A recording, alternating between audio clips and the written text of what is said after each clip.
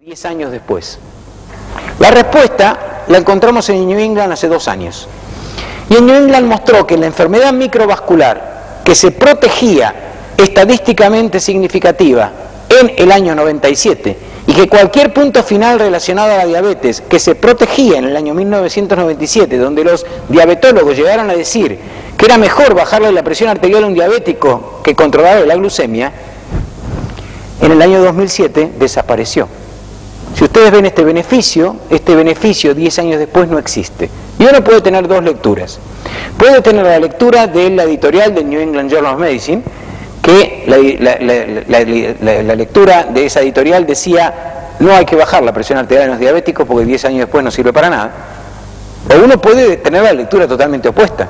Le bajaron poco la presión arterial y como le bajaron poco la presión arterial, 10 años después no pasó nada.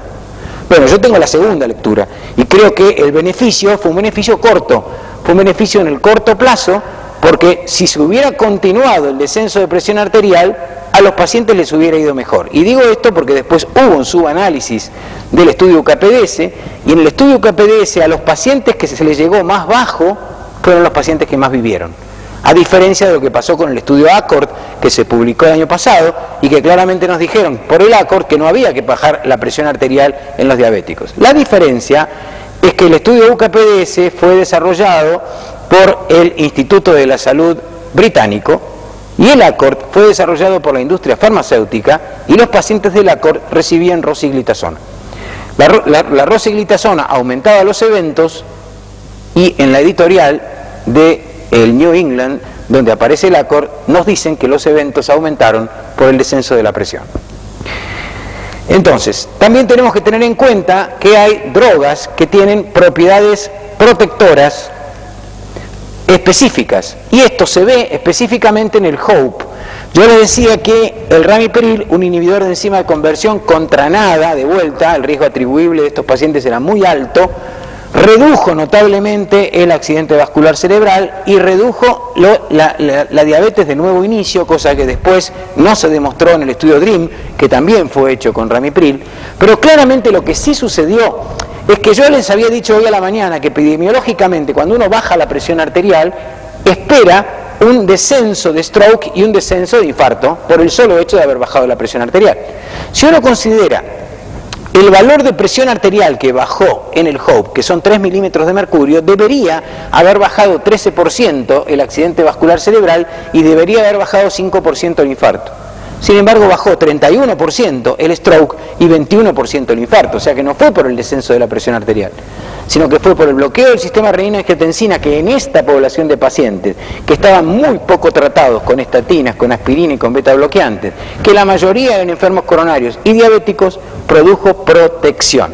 Y si produjo protección y no fue por el descenso de la presión, tiene que haber tenido que ver con el bloqueo de renina, del sistema renina-angiotensina y la inflamación, de lo que veníamos hablando en la primera parte de la charla.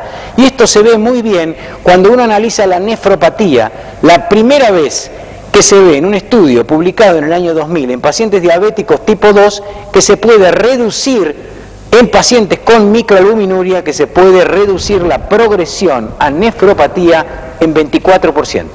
Todavía ningún otro estudio pudo demostrar, ni fue diseñado, de los diseñados para esto, ningún estudio demostró reducción de la nefropatía como endpoint duro de mortalidad. Pero sí lo que demostró el estudio HOPE es que los pacientes con microalbuminuria en un 24% no progresaban hacia una nefropatía diabética, sino que se quedaban solamente con la microalbuminuria. Por otra parte, el estudio LIFE, ahora con losartán y diuréticos, porque el 92% recibieron losartán y diuréticos, no losartán solo, versus atenolol y diuréticos, porque el 93% recibió atenolol y diuréticos, redujo también un 24.5% con la estrategia basada en el bloqueo del sistema renina-angiotensina a igual nivel de presión arterial, redujo en los diabéticos el endpoint primario. Esto quiere decir que, además de bajar la presión arterial, el bloqueo del sistema renina-angiotensina en población diabética de alto riesgo como esta, porque eran hipertensos con hipertrofia ventricular izquierda, redujo la morbi-mortalidad en esta población. Y si quedaban algunas dudas, en el año 2003 se publica el estudio ALPINE. El estudio ALPINE es un estudio que fue diseñado para ver si la asociación de un ARA2 con o sin un bloqueante cálcico versus atenolol con o sin un diurético, lograban generar nuevos casos de diabetes o nuevos casos de síndrome metabólico.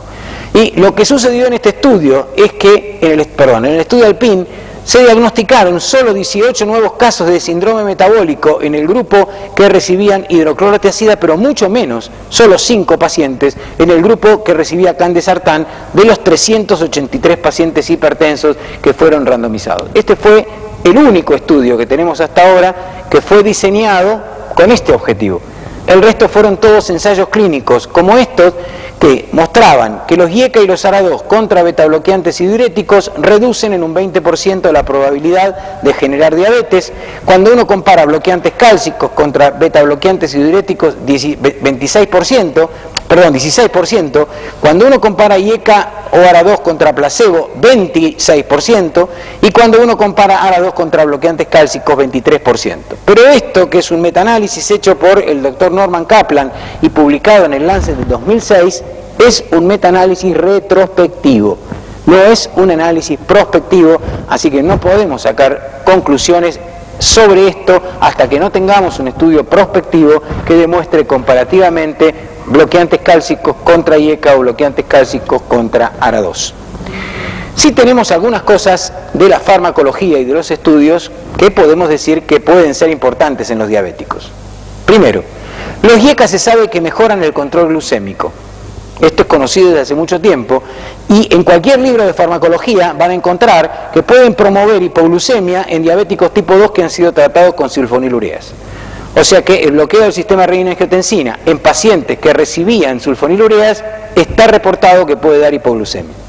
Por otra parte, en el UKPDS es cierto que a los dos grupos les fue igual, pero los pacientes que recibieron captopril tuvieron niveles más bajos de hemoglobina glicosilada. Y los pacientes que recibieron captopril necesitaron menos drogas hipoglucemiantes para alcanzar el control glucémico que los pacientes que habían recibido atenolol. O sea, que sobre el control metabólico en el UKPDS no fue lo mismo utilizar un betabloqueante que utilizar un inhibidor enzima de conversión como el captopril. Y por otra parte, a nivel experimental, esto está hecho en animalitos de experimentación, todavía no se sabe en humanos, se sabe que el páncreas tiene sistema renina-angiotensina in situ y que este sistema renina-angiotensina lo que produce es un sistema de upregulation en los pacientes, en los animales diabéticos tipo 2. ¿Qué quiere decir esto?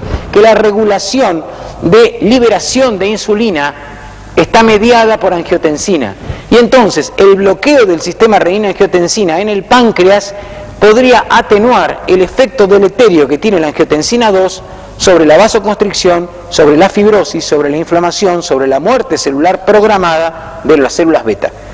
O sea que los hipertensos que se hacen diabéticos y que tienen una sobreexpresión del sistema renina-angiotensina, como sucede con muchos de los pacientes hipertensos y diabéticos, podrían tener sobreexpresión del sistema renina-angiotensina en el páncreas y esto generar un mecanismo de upregulation que lleve a la muerte celular programada de la célula beta.